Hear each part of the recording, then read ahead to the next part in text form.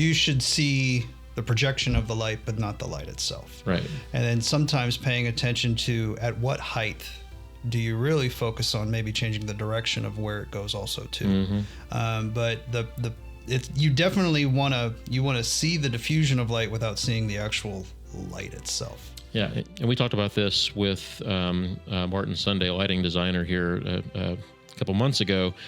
Same thing on like your recessed can lighting.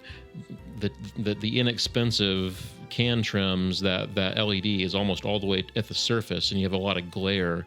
Whereas the nicer, more expensive brands are going to have a little more depth generally to that trim, to where you have the light, but you're not seeing the glare of the actual LED because it's stepped back into the can. That's a great point too. Is downlights to tape light, right? Like tape light is usually used in indirect or task lighting.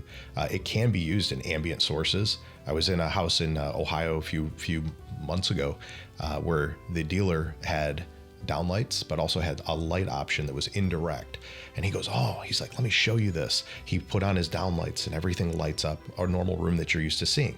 And your body, you can see it. Even if I'm looking at you and I see downlights up there, my peripheral sees that. And it's glary, whether you got a honeycomb louver on it, whatever the case may be. He goes, but watch this. And he flips it over to just the linear and the cove. But this is painted white, so it has good reflective attributes to everything. The whole room was lit up perfectly with just linear, and it provided enough ambient light, but indirect. My body changed around just like, wow, this is comfy in here. There was zero glare anywhere.